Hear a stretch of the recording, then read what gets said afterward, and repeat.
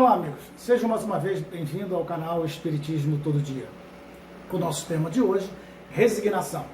E a passagem evangélica associada ao nosso tema de hoje está numa epístola de Paulo de Tarso aos Efésios, no capítulo 3 e no versículo 14, onde ele diz o seguinte: por esta razão, ajoelho-me diante do Pai. A carta de Paulo de Tarso ao povo de Éfeso foi escrita por volta do ano 55 e 57 da nossa era. Esta carta é fruto de um profundo e longo período de amadurecimento de Paulo de Tarso, período este em que ele passou em cativeiro. Período este também em que Paulo de Tarso teve a oportunidade de desenvolver uma das maiores virtudes do ser humano, que é a resignação. No capítulo 2, Paulo de Tarso fala então ao povo de Éfeso da salvação de todos eles, pela graça e pelo amor de Deus e também pelo amor de Jesus. E Paulo de Tarso fala da seguinte forma: vocês estavam mortos por causa das faltas e pecados que cometeram. Outrora, vocês viviam nessas faltas e pecados segundo o modo de pensar do mundo, ou do modo de pensar deste mundo. Mais adiante, então, Paulo de Tarso continua com seus conselhos ao povo de Éfeso. De fato, vocês foram salvos pela graça, por meio da fé, e isso não vem de vocês, mas é dom de Deus. E no capítulo 3, Paulo de Tarso, então, fala do ministério de Jesus Cristo. Trazendo, então, a esse povo de Éfeso a salvação, a esperança e a fé de uma nova vida, onde a obediência e a resignação deveriam ser o comportamento primordial de todos aqueles que viessem a optar por esta nova vida em Jesus. E Paulo de Tarso, então, fala ao povo de Éfeso também da força e resignação, e da perseverança e da persistência que deveriam ter nesta nova vida. E Paulo de Tarso diz da seguinte forma: por esta razão, ajoelho-me diante do Pai, do qual recebe o nome toda a família no céu e na terra. Oro para que, com a sua generosa riqueza, ele os fortaleça no íntimo do seu espírito. Uma forma também de demonstrar a resignação através da oração ao Pai. Uma forma também de curvando-se diante do Pai neste momento em que nos oramos. É uma forma de resignação, a forma muitas vezes de nos curvarmos diante do Pai com obediência, com resignação, mas também com muita fé, persistência e perseverança.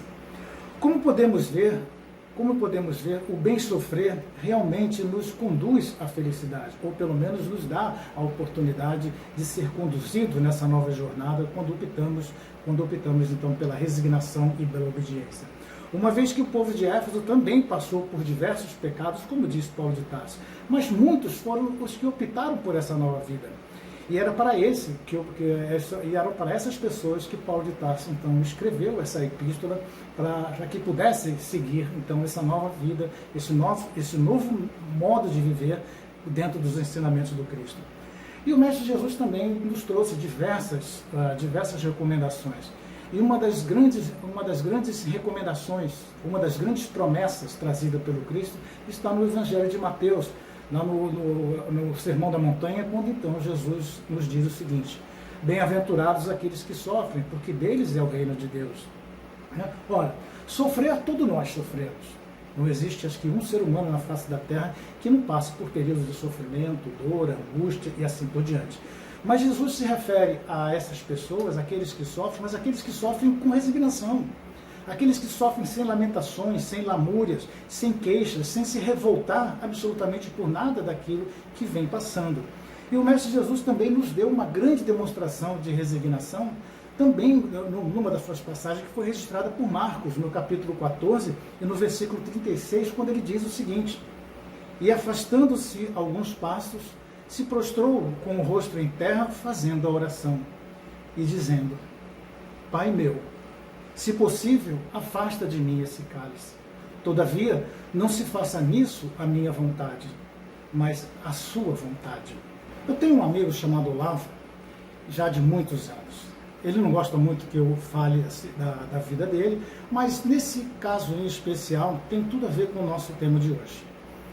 O Olavo, quando era jovem, ele passou um longo período da sua juventude em grandes erros e grandes exageros. Então, por intermédio por intermédio da dor e do sofrimento, ele veio então a conhecer a doutrina dos Espíritos. E logo em seguida, passando algumas semanas, ele tomou a decisão de se transformar num novo homem. E a partir daí, então, ele adotou como a resignação, a obediência, a perseverança, a persistência, a luta dentro dos preceitos do Evangelho, enfim, para que tivesse uma nova vida. Mas a sua vida ainda continuava com muitas dores também, e muitas vezes também por muitos sofrimentos. Mas ele continuava persistindo, continuava resignado, enfim, continuava o seu processo de transformação. Certa vez chegou um amigo dele chegou na oficina e conversando com ele, falou: poxa, Olavo, eu não queria tirar a tua fé não, nem tampouco fazer qualquer coisa contra você, mas desde que você se tornou espírita, desde que você tomou essa decisão de melhorar, de mudar, de se transformar num novo homem, parece que nada dá certo para você, rapaz. É só sofrimento, dor, dificuldade. Poxa vida, não sei não, hein? Ao que o Olavo então pensou bastante. Antes de responder para esse amigo dele, ele falou o seguinte: sabe, meu amigo, eu já pensei bastante sobre isso. E eu acho que eu tenho a resposta para você. Eu recebo aqui na minha oficina o aço ainda bruto. E eu tenho que transformá-lo em instrumentos perfeitos. Você sabe como é que se faz isso? Ao que o amigo dele disse assim: não faço a mínima ideia. Ao que o Olavo então disse: eu pego o aço ainda bruto, que eu recebo aqui na minha oficina, e eu o coloco no calor infernal de uma fornalha até que ele fique vermelho em brasa. Logo em seguida, e sem piedade, eu pego o martelo pesado que eu tenho e começo a bater naquele aço ainda repleto e vermelho em brasa, para que ele vá aos poucos se transformando naquele instrumento que eu quero. E logo em seguida eu pego esse ferro e o coloco num balde de água fria. Naquele momento parece que o aço grita e muitas vezes enche a minha oficina de vapor. E eu faço isso diversas vezes, até que aquele aço bruto venha se transformar no instrumento perfeito que eu idealizei. E às vezes o aço ele não consegue suportar todo esse processo. E muitas vezes ele se racha, muitas vezes ele se parte. E eu sou obrigado a jogá-lo então no ferro velho. Ao tomar a decisão de me transformar num novo homem, eu tenho passado por dificuldades, sim. Eu sei que Deus está me colocando no calor das aflições, no calor do sofrimento. Eu sei que muitas vezes tenho recebido imensas e violentas marteladas da vida. E muitas vezes eu me sinto frio como aquela água que faz o aço gritar. Mas a única coisa que eu peço a Deus é: por favor, não desista de mim. Não desista de mim até que eu possa ser transformado no instrumento perfeito que o Senhor idealizou para mim. Tente da forma que quiser, do jeito que quiser, por quanto tempo achar que seja necessário, mas nunca desista de mim, até que eu me transforme no instrumento perfeito que o Senhor idealizou para mim. E eu te peço também que nunca me jogue no ferro velho das almas. Sabe, querido, às vezes o Olavo me emociona um pouco com essas histórias da vida dele. Mas poucos também são aqueles que sabem bem sofrer, ou pelo menos aqueles que sofrem bem, ou que sofrem com dignidade, ou sofrem com resignação, com obediência, dentro de um ambiente de perseverança e de persistências.